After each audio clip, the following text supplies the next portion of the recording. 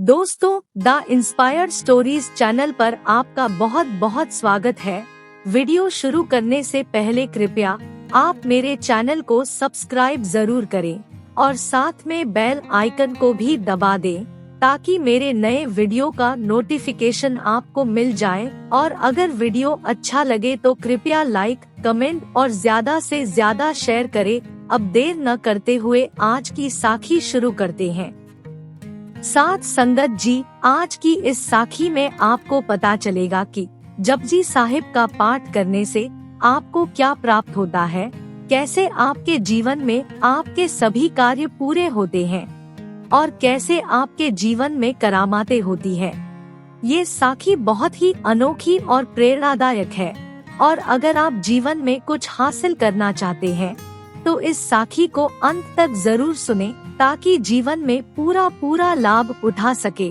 अब देर ना करते हुए आज की साखी श्रवण करते हैं। साथ संगत जी, एक समय की बात है, गुरबचन सिंह और मोतीलाल दोनों गहरे दोस्त थे। दोनों ही गली गली में जाकर पीठ पर पोटली लादकर कपड़े बेचने का काम करते थे। एक बार की बात है, सर्दियों के दिन थे। वो गांव जाकर कपड़े बेच रहे थे। तभी गुरबचन सिंह ने देखा, एक झोपड़ी के बाहर एक बुढ़िया ठंड से कांप रही थी। गुरबचन सिंह से ये देखा नहीं गया और उसने अपनी पोटली में से एक कंबल निकालकर उस बूढ़ी माता को दे दिया और कहा, माता तुम ठंड से कांप रही हो, ये कंबल ओढ़ लो। बूढ़ी माँ कंबल लेकर बहुत खुश हुई और जल्दी से उसने कंबल से अपने आप को ढक लिया। उसके बाद माता ने गुरबचन सिंह को खूब सारा आशीर्वाद दिया। उसके बाद माता ने गुरबचन सिंह को कहा, बेटा मेरे पास पैसे तो नहीं है, लेकिन तुम रुको, मैं तुम्हें इसके बदले में कुछ देती हूँ। वो माता अपनी झोपड़ी के अंदर गई और जब बाहर आई तो उसके हाथ में जपजी साहिब का गुटका था। माता ने जपजी साहिब का गुटका गुरबचन सिंह को देते हुए कहा, बेटा मेरे पास देने के लिए पैसे तो नहीं है, लेकिन ये जपजी साहिब का गुटका है, इसको तुम अपनी दुकान पर रखना और बिना नागा इसका पाठ करना। अगर तुम बिना नागा इसका पाठ करोगे तो देखना तुम्हारी कितनी तरक्की होती है।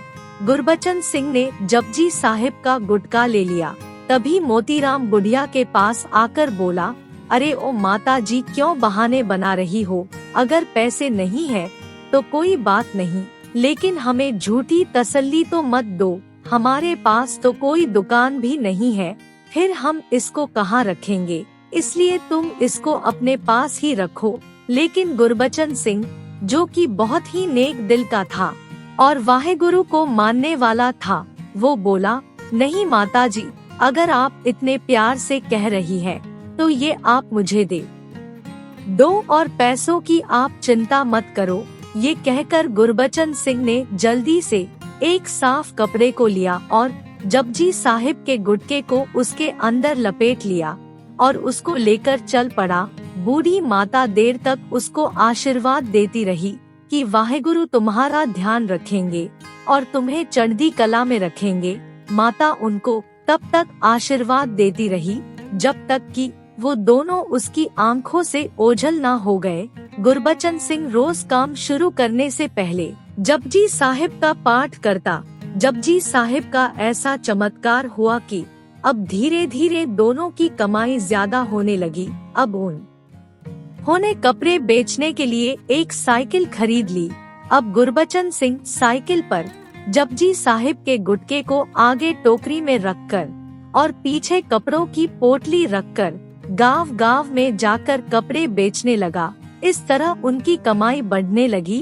कुछ दिनों के बाद उन्होंने एक दुकान किराए पर ले ली। गुरबचन सिंह ने दुकान के अंदर जाने पर सबसे पहले जपजी साहिब का गुटका निकाला और रुमाले में लपेटकर बड़ी श्रद्धा के साथ दुकान में रख दिया। उसके बाद रागी को बुलाकर कीर्तन करवाया और दुकान शुरू कर दी। धीरे धीरे दुकान इतनी चल पड़ी कि अब गुरबचन सिंह और मोतीलाल के पास शहर में बहुत ही बड़ी बड़ी कपड़े की दुकानें और कपड़े की मिलें हो गई। एक दिन मोतीलाल ने गुरबचन सिंह को कहा, देखो आज हमारे पास सब कुछ है, ये हम दोनों की मेहनत का नतीजा है। उसकी बात सुनकर गुरबचन सिंह ने कहा, नहीं नहीं, हम दोनों की मेहनत के साथ साथ ये वाहेगुरु की कृपा है। मोतीलाल गुरबचन सिंह की बात को अनसुनी करके अपने काम में लग गया। एक दिन गुरबचन सिंह की सेहत थोड़ी खराब थी, इसलिए वो दुकान पर थोड़ा देर से आया। मोतीलाल ने उसे देखते ही कहा, अरे दोस्त, आज तुम देरी से आए हो, तुम्हारे बिना तो मेरा एक पल का भी गुजारा नहीं, तुम मेरा साथ कभी मत छोड़ना। गुरबचन सिंह उसकी बात सुनकर हंस कर बोला, मोतीलाल तुम चिंता क्यों करते हो, अगर मैं नहीं आया तो हमारे वाहेगुरु जी तो है। ये कहकर गुरबचन सिंह अपने काम में लग गया। पहले दोनों का घर दुकान के पास ही होता था, लेकिन अब दोनों ने अपना घर दुकान से काफी दूर ले लिया। अब दोनों ही महल नुमा घर में रहने लगे। दोनों ने अपने बच्चों को खूब पढ़ाया लिखाया। गुरबचन सिंह के 2 लड़के थे और गुरबचन सिंह ने दोनों की शादी कर दी थी, और मोतीलाल के एक लड़का और एक लड़की थी। मोतीलाल ने अभी एक लड़के की शादी की थी, अभी उसकी लड़की की शादी होनी बाकी थी।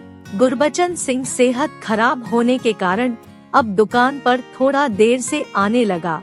एक दिन गुरबचन सिंह ने मोतीलाल से कहा, अब मेरी तबीयत ठीक नहीं रहती, क्या मैं थोड़ा देर से आ सकता हूँ?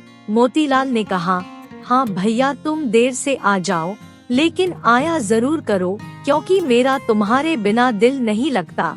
इस तरह से सब कुछ ठीक ठाक चलने लगा। एक दिन गुरबचन सिंह 12 बजे के करीब दुकान पर आया, लेकिन आज उसके चेहरे पर एक अजीब सी तरह की चमक थी। उसकी चाल में भी अजीब सी मस्ती थी और उसके चेहरे पर अजीब सी मुस्कान थी। वो आकर गद्दी पर बैठ गया। मोतीलाल ने उससे कहा, भाई आज तो तुम्हारी सेहत ठीक लग रही है। गुरबचन सिंह ने कहा, भाई ठीक तो नहीं हूँ, लेकिन आज से मैं रोज 12 बजे आया करूँगा और 5 बजे वापस चला जाया करूँगा। मैं तो केवल इतना ही दुकान पर बैठ सकता हूँ। मोतीलाल ने कहा, कोई बात नहीं, जैसी तुम्हारी इच्छा। अब गुरबचन सिंह रोज 12 बजे दुकान पर आता और 5 बजे वापस चला जाता। उसका चेहरा देखकर ऐसा नहीं लगता था कि वो बीमार है, लेकिन मोतीलाल को अपने दोस्त पर पूरा विश्वास था कि वो झूठ नहीं बोल सकता और ना ही मेहनत करने से पीछे हट सकता है। एक दिन मोतीलाल की बेटी की शादी तय हो गई। मोतीलाल शादी का निमंत्रण देने के लिए गुरबचन सिंह के घर गया। घर जाकर मोतीलाल को उसके बेटा, बहू और पत्नी सब नजर आए, लेकिन गुरबचन सिंह कहीं नजर नहीं आ रहा था। मोतीलाल ने गुरबचन सिंह की पत्नी से उसके बारे में पूछा। गुरबचन सिंह की पत्नी मोतीलाल की बात सुनकर हैरान रह गई और बोली, भैया आप ये क्या पूछ रहे हो? तभी गुरबचन सिंह के बेटे भी वहाँ आ गए और मोतीलाल से कहने लगे, काका आप हमारे साथ कैसा मजाक कर रहे हो? क्या आप कुछ भी नहीं जानते? मोतीलाल बोला, मैंने ऐसा क्या पूछ लिया? मैं तो अपने प्रिय दोस्त के बारे में ही पूछ रहा हूँ। क्या उसकी तबीयत आज भी ठीक नहीं है? क्या वो अंदर आराम कर रहा है? अगर ऐसी बात है तो मैं खुद अंदर जाकर उससे मिल आता हूँ। मोतीलाल बिना कुछ सुने गुरबचन सिंह के कमरे के अंदर चला गया, लेकिन गुरबचन सिंह उसको वहाँ भी नजर नहीं आया। तभी मोतीलाल की नजर कमरे में गुरबचन सिंह की तस्वीर पर पड़ी, जिसके ऊपर हार टंगा हुआ था।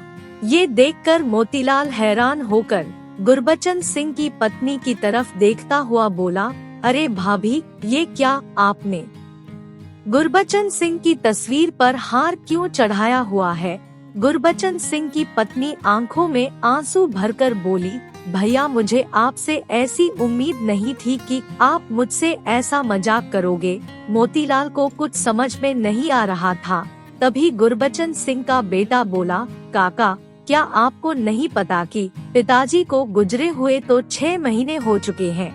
मोतीलाल को ये सुनकर ऐसा लगा कि जैसे उसके सिर पर बिजली गिर पड़ी हो। वो एकदम से थोड़ा लड़खड़ाता हुआ नीचे बैठ गया और बोला, ऐसा कैसे हो सकता है? वो तो हर रोज दुकान पर आता है, लेकिन बीमार होने की वजह से थोड़ा देरी से आता है। वो 12 बजे आता है और 5 बजे वापस चला जाता है।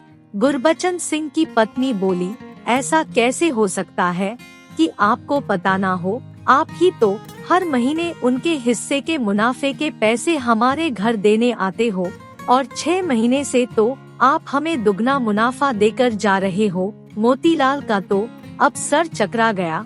उसने कहा, भाभी मैं तो कभी आया ही नहीं। तभी एकदम से मोतीलाल को गुरबचन सिंह की बात याद आ गई कि अगर मैं नहीं रहूँगा तो वाहेगुरु है ना, वो रोज दुकान पर आएंगे। मोतीलाल को जब ये बात याद आई तो वो जोर जोर से रोने लगा और कहने लगा, वाहेगुरु जी, आप अपने भक्तों के शब्दों का कितना मान रखते हो और आप अपने भक्तों के शब्दों का मान रखने के लिए आप उसका काम खुद स्वयं कर रहे थे। इतना कहकर मोतीलाल फूट फूट कर रोने लगा और कहने लगा, वाहेगुरु जी, आपकी लीला अपरंपार है। मैं तो सारी जिंदगी नोट गिनने में ही लगा रहा।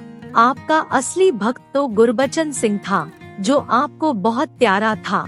आपने उसको अपने पास बुला लिया और उसके शब्दों का मान रखने के लिए आप उसका काम खुद कर रहे थे और साथ ही साथ उसके हिस्से का मुनाफा भी उसके घर मेरे रूप में पहुंचा रहे थे।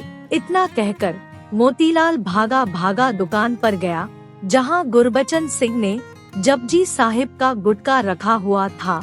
वहां जाकर मोतीलाल ने जपजी साहिब के गुटके को उठाया और उसको बड़ी श्रद्धा भाव से चूमता हुआ जोर जोर से रोने लगा और वाहेगुरु करने लगा। उसे बार बार गुरबचन सिंह की बात याद आ रही थी कि अगर मैं नहीं रहूंगा तो मेरे वाहेगुरु जी मेरा सारा काम संभालेंगे। साध संगत जी, इस सुंदर साखी से हमें ये शिक्षा मिलती है कि हमें वाहेगुरु पर पूरा विश्वास रखना चाहिए और पूरे श्रद्धा भाव के साथ बिना स्वार्थ के जपजी साहिब का पाठ करना चाहिए। अगर हम बिना स्वार्थ और श्रद्धा भाव से जपजी साहिब का पाठ करेंगे तो वाहेगुरु भी हमें कभी निराश नहीं करेंगे। इसलिए हमें बिना नागा जपजी साहिब का पाठ करना चाहिए और रोज भजन सुमरन करना चाहिए, ताकि हम भी वाहेगुरु का प्यार हासिल कर सके। साध संगत जी, आज की साखी आपको कैसी लगी, ये आप मुझे कमेंट करके जरूर बताएं और वीडियो को लाइक, शेयर और कमेंट भी करें। आपके प्यार और स्नेह के लिए बहुत बहुत धन्यवाद।